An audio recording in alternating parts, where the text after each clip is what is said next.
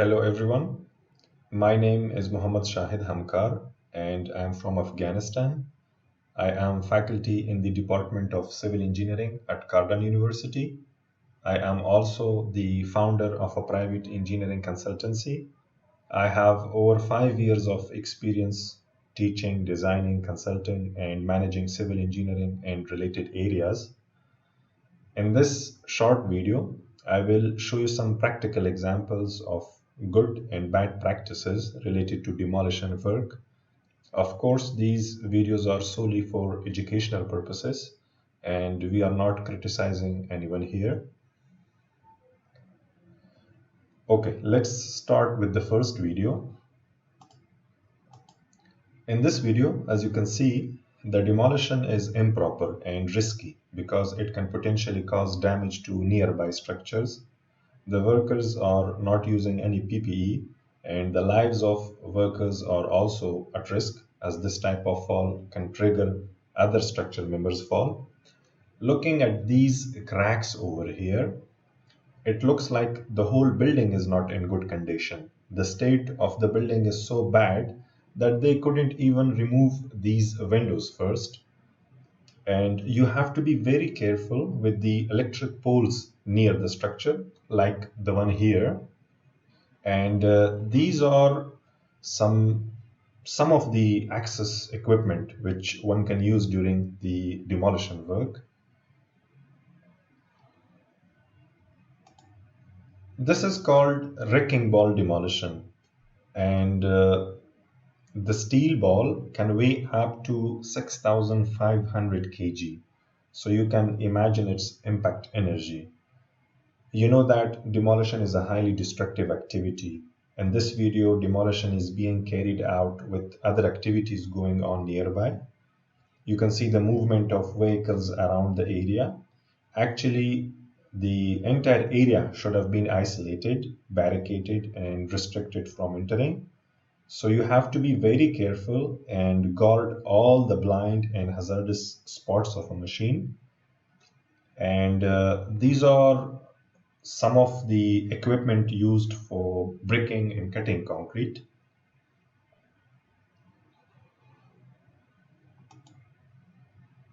In this video, again, the entire area should have been isolated. They should have stopped the traffic for some time or should have properly planned this. And these are some of the tools used for cutting metal.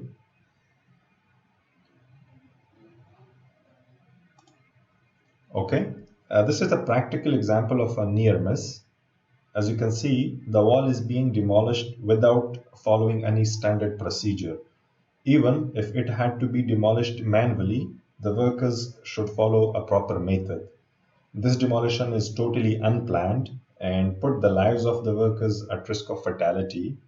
Also, the workers are not using any PPE.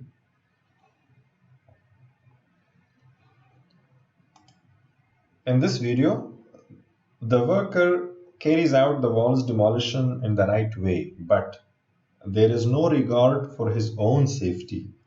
It's like he is cutting the branch of the tree on which he is sitting. There is no scaffold or staging system to support him. And again, he is not using proper PPE and fall protection system or personal fall risk system. So this is not a good practice at all.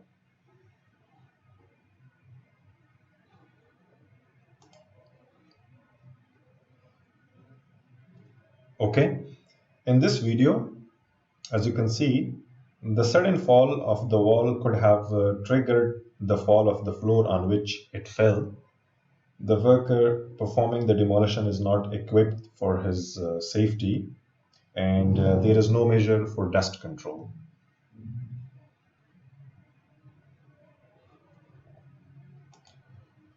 In this video, no dust control measures have been taken even though the workers are near the demolition site.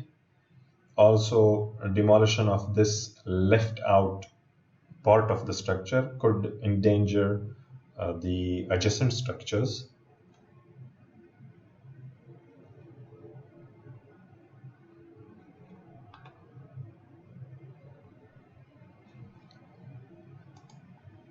In this video, the demolition is happening close to workers. You can see how simply he is jacking up the whole brick wall without taking any safety measures.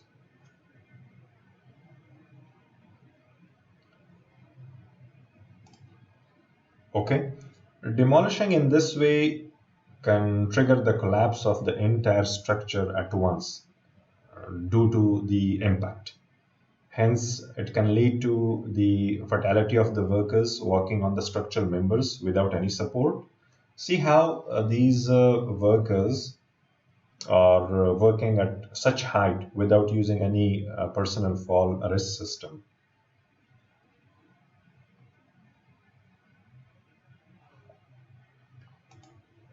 Here, the worker is wearing PPE, but he is working at the edge of the structure without fastening the harness. Hence, the PPE will prove to be of no use in case of a fall. And I think work harder is good, but you have to be smart enough. So, work smarter is better.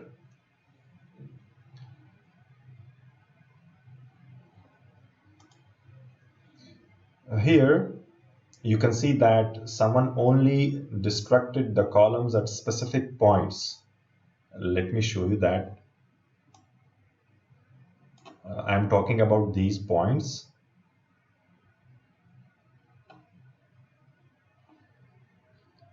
And because the columns are no longer able to resist the load, the structure collapses.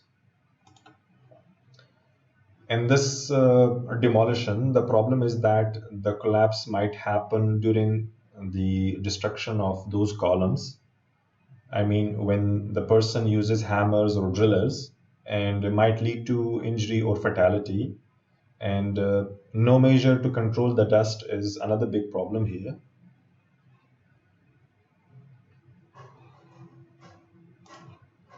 Okay, this is an example of building implosion. In a building implosion, the strategy is to place the explosive materials and timing of its detonation, and then detonate so that the structure collapses on itself.